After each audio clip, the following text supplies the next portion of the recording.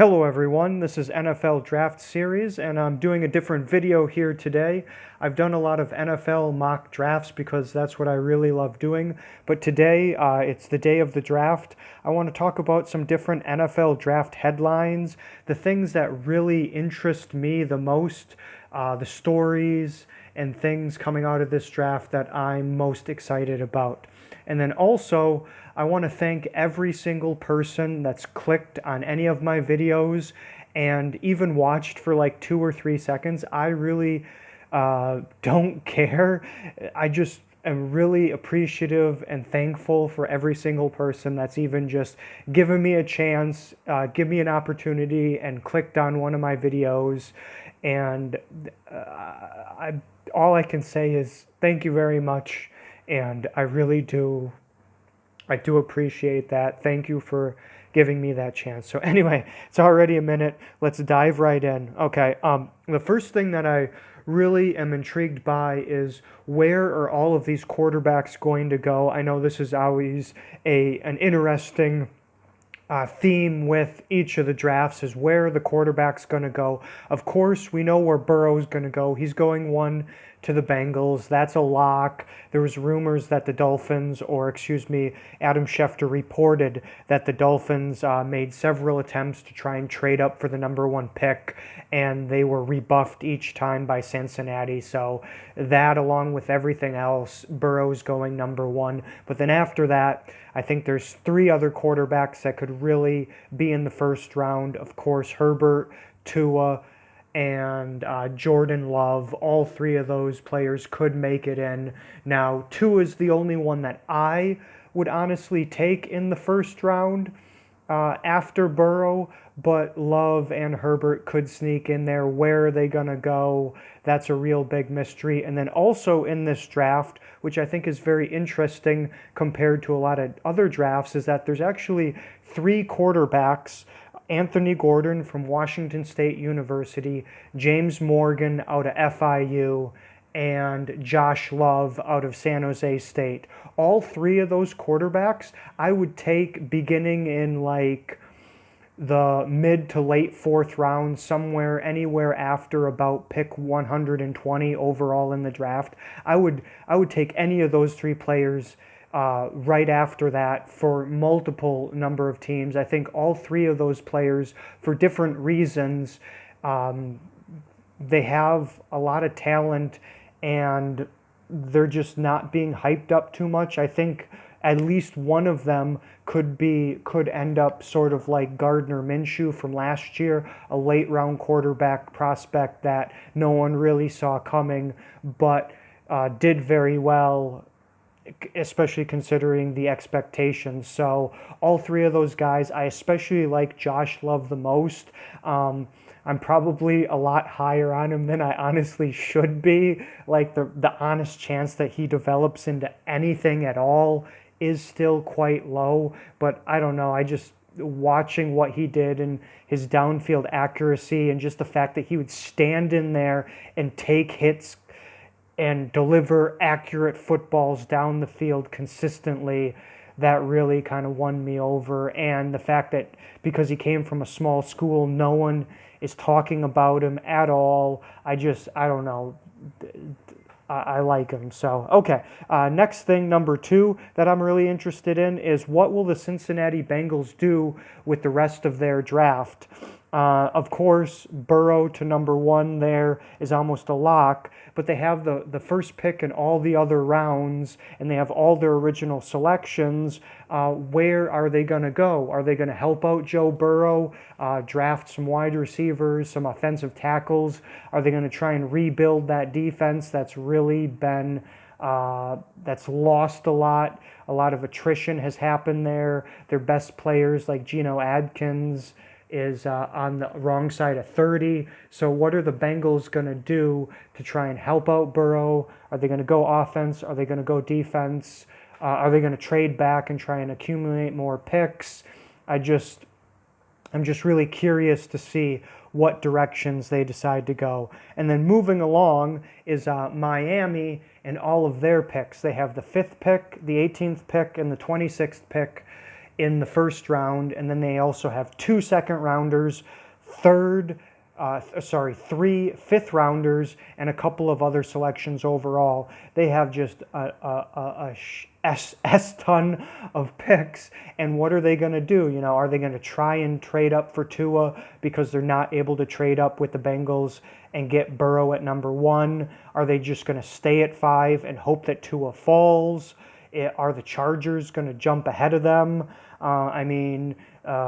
It's really, really intriguing. Could they be a spot where Derrick Brown goes in the first round? Because I don't think I've seen anyone at all mock Derrick Brown at 5 to Miami Dolphins. That could be a shock surprise, kind of like Cleveland Farrell was last year to the then Oakland Raiders, the 4th pick overall last year. I'm really intrigued because last year the Dolphins, I thought, did okay in the draft, getting Christian Wilkins in the first round, and all the other selections were just kind of mediocre or average. I don't think they really hit a home run with any of them, so I'm really interested to see what they do this year because they have so much capital. And then also, do they maybe think about next year's draft if they don't get Tua, and of course they're not getting Burrow? Do they think about Justin Fields and Trevor Lawrence potentially next year, trade back, try and accumulate more picks for that to get the ammunition to be able to get the quarterback next year? I don't know. I think it's really super exciting and interesting. And then I just talked about it a little bit, the Los Angeles Chargers. How are they going to solve their QB issue?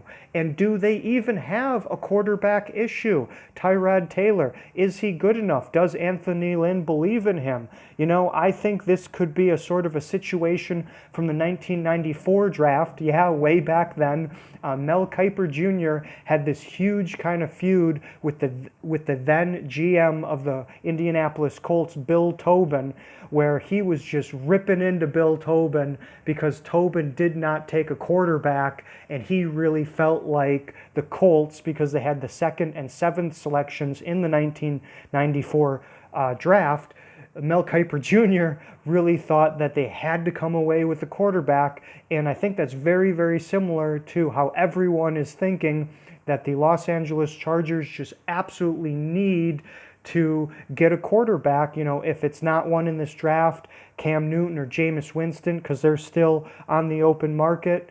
So I think that's going to be really intriguing. Do they take Herbert? Do they take Jordan Love? Do they, go with some of the quarterbacks that I love, or Jake Fromm or Jacob Eason, or who knows, whatever? Do they take 2 quarterbacks? Do they take none? I think what the Chargers do will be quite interesting, especially because they have such a strong roster that quarterback and line are really the 2 biggest things. Sure, there's a couple other very specific spots that they could kind of upgrade a bit, but quarterback and I think solidifying that offensive line are the 2 most glaring things. But do they feel differently? Okay, moving on. It's now I want to talk about Derrick Brown. Everyone has him in the top 10 of this draft because a lot of the analysts and the scouts and the people, well, not really the scouts, but just the analysts and the media people feel, and especially talking with NFL GMs, that he's too safe of a pick, that you know what you're getting with him, so he's going to go in the top 10.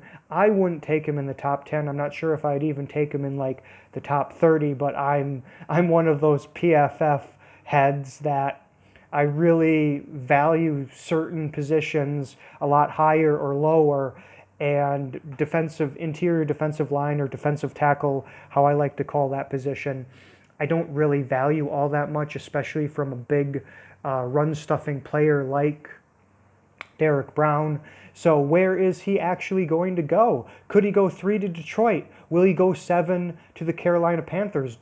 Does he make it past Jacksonville at the 9th selection, who are another team that could use some defensive tackle help? If he slips to 10, do the Cleveland Browns take him? That's kind of really interesting to me. Where exactly he goes, because no one really seems to have any clue where exactly it's going to be. And I think wherever he does end up going, that's going to be another spot that's going to be a whoa, kind of a shock surprise like Clelin Ferrell was last year. Okay, moving on. Matt Rhule and his first NFL draft pick.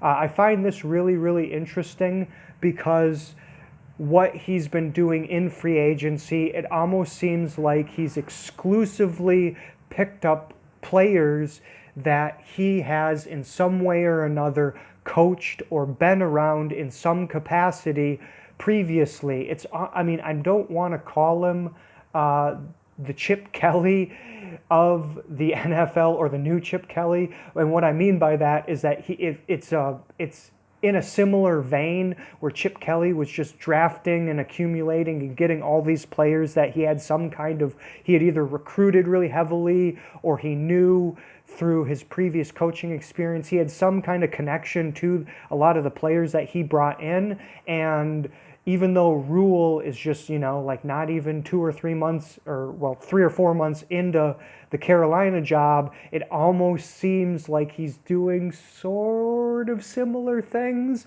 So I really am intrigued to see what he does with the 7th pick, because the players that he signed in free agency have been a bit of a head scratcher, because a lot of people, and I agree too, Carolina should just be rebuilding, that roster is just, you'd have to come away with 5 above average starters from any draft to really have them get into the playoffs and compete for an actual real Super Bowl at a real honest chance at that. And to get 5 above average players from any NFL draft is la land. It just never, ever, ever happens. So they're going to need 2 or 3 years of good drafts or one utterly amazing draft to get back into playoff and Super Bowl contention. And the signings that Rhule has done so far, it just calls into a bit of question of the logic and thinking of what they're going after, or what they're seeing and other people aren't seeing. So, okay, well, let's move along here a bit. The other thing that I'm super intrigued by is the 2 big Super Bowl contenders with a fair bit of draft capital, the San Francisco 49ers and the Baltimore Ravens. Those teams, obviously the 49ers made the Super Bowl last year, and Baltimore was quite close. Those 2 teams, they don't need to have a good draft by any means, but if they do have an above average draft, they're going to be in the Super Bowl for the next 3 to 5 years. If they don't have to hit a home run, but if they do well, if they do above average, they're in the championship game in the Super Bowl every year for the next 3 or 4 years. Not guaranteed, but their chances are just go up so much. So I'm really intrigued to see what San Fran does with their 2 first-round selections, especially that 13th pick overall. I think that could be kind of a really big make or break for them. For example, last year, the Packers really needed a strong draft to kind of try and get back into the playoffs. And at the 12th selection, they took Rashawn Gary, which was for a lot of people kind of a head scratcher. Yeah, he had the physical tools, but the production just wasn't even close. So is San Fran, are they going to take a player out of the blue that no one's really expecting, or are they going to go, with some position like cornerback or wide receiver that the PFF guys and I agree with a lot would really help their team a ton versus some other positions? And then finally with Baltimore, they have multiple seconds, multiple thirds, and multiple fourths along with their first rounder. And all of those, amongst all those picks, are they going to go get another wide receiver? Are they going to their linebackers aren't the best and their edge rushers aren't that great. Are they going to add to that group? Their secondary is amazing. Are they going to, and this draft has a lot of good cornerbacks and a sneaky good safety class as well. So are they going to, accumulate more coverage pieces? What are they going to do exactly? So those two teams, if they do really well, they're going to be monsters. I mean, they're already very, very good, but they're just going to be like not utterly dominant, but close to it if they really hit it out of the park with this draft. Just a couple more, because wow, this is already 15 minutes long. The last couple of things that I'm excited about for the draft: the Browns and the analytics are back. So Andrew Berry, their GM, who was working under Sacha Brown and Paul, I can't say his last name, sorry, but Paul Podesta. Oh, jeez. Okay, anyway, probably no one's going to hear that mispronunciation because no one made it this far into my video. But anyway, so Paul Podesta, oh man, I don't know. I can't say his name, sorry. You know who I'm talking about. But, with Sacha Brown from a couple of years ago, the Browns, I thought, did an amazing job of trading back, of accumulating just an enormous amount of draft capital, and just so good in that regard. On the other hand, they were really, really terrible at the actual players they selected there. So that's why he got fired and the turnaround didn't happen as quickly. But anyway, so Andrew Berry, another really analytically oriented kind of guy. I like that approach more so than some of maybe the old school approaches of other scouts and analysts. I'm wondering what they're doing. Are they going to trade back from 10?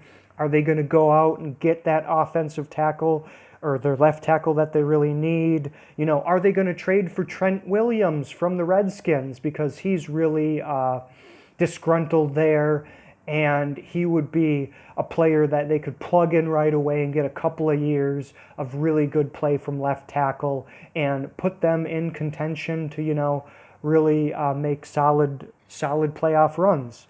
So, what the Browns do, they're, because of Sacha Brown and a couple of years ago when they accumulated all those picks, I became a huge fan of theirs, the Browns organization, and I just got really super interested in what they were doing at that point and from that and since that point. Okay, let's wrap this up. Not finally, but a couple more things is how many wide receivers, tackles, and cornerbacks actually go in round one? Because if 7, some people are predicting that maybe 7 of each of those position groups go in the first round.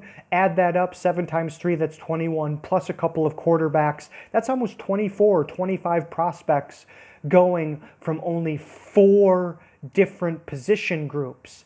That is just a massive ton of the first round being placed in or bundled in only a couple of different position groups. So is that really going to happen?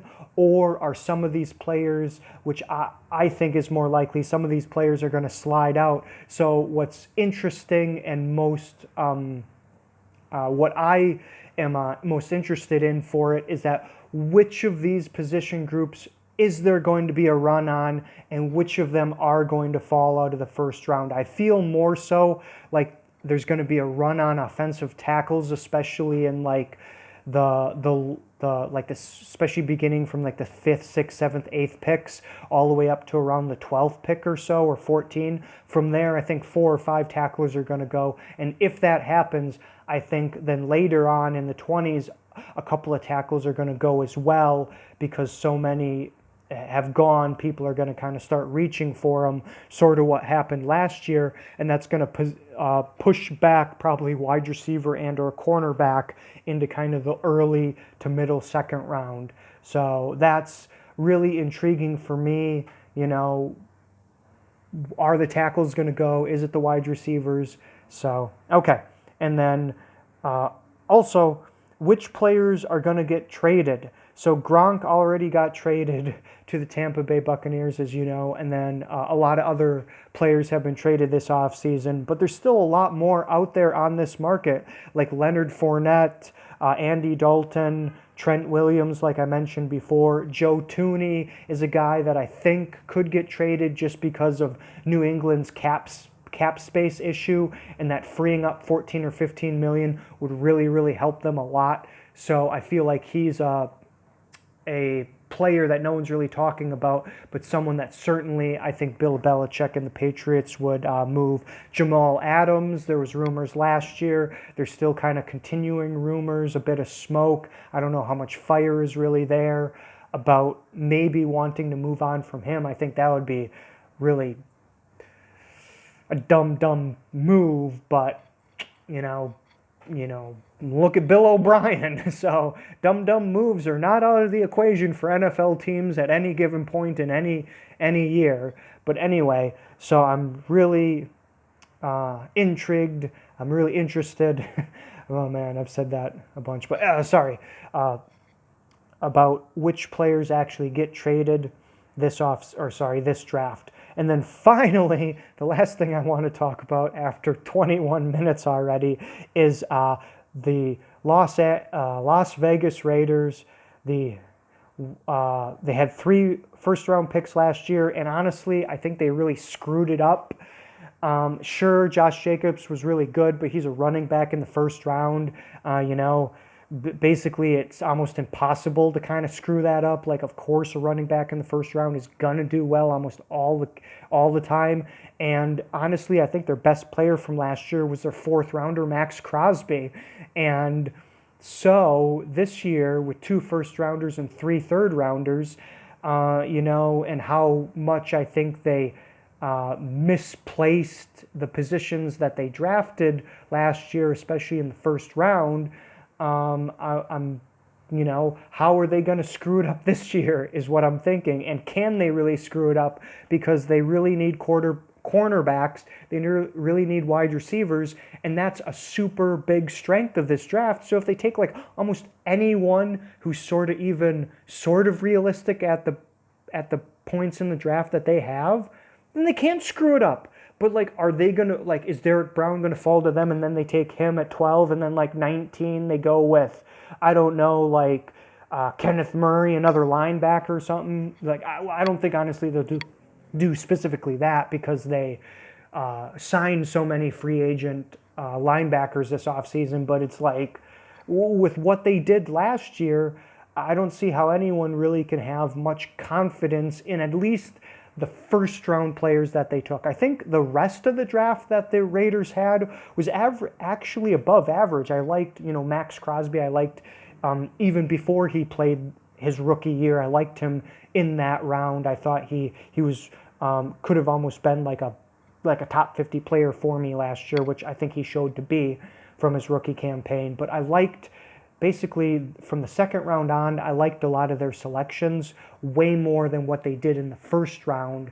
So with 2 more picks in the first round this year, are they going to F it up like I think they did last year? Or are they going to just luck into it because their positions of need line up so amazingly well with the strength of this draft class?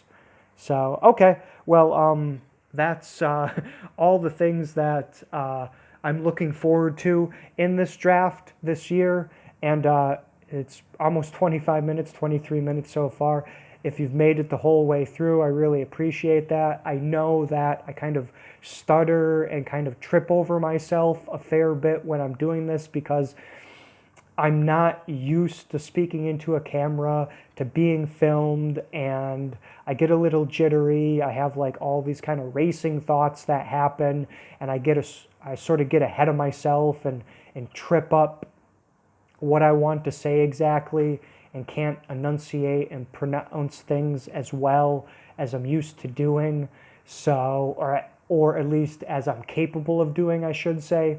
So anyone that's made it all the way through, I appreciate you for kind of forgiving me for having these kind of bit of nervous tics and kind of best way to say it is sort of maybe some nervous energy. See, my mind's going blank again now.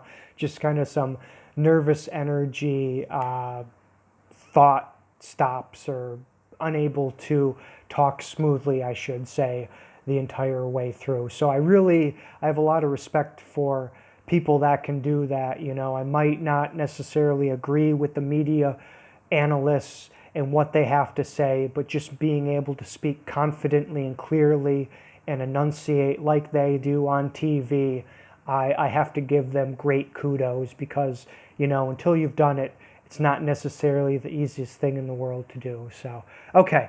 Anyway, that was about 2 minutes of non-NFL draft stuff. You have a great day, and I hope this, whatever team that you are a big fan of or just a fan of in general, I hope they smash it out of the park. I really do. Of course, well, not of course, but I really love one team. I'm a huge fan of theirs, but, you know, that doesn't stop me from being excited for other teams when they have a really amazing draft and they do things that are really logically sound and make a lot of sense. You know what? I applaud them and I get excited just for that process and that smarts and that intelligence and analyzation and research and awareness and intelligence. I just love all those sort of things. So when I see something done so well, I can't help but applaud, even though it might be a division rival team that is doing those things. So, okay, you have a great day, and see you later.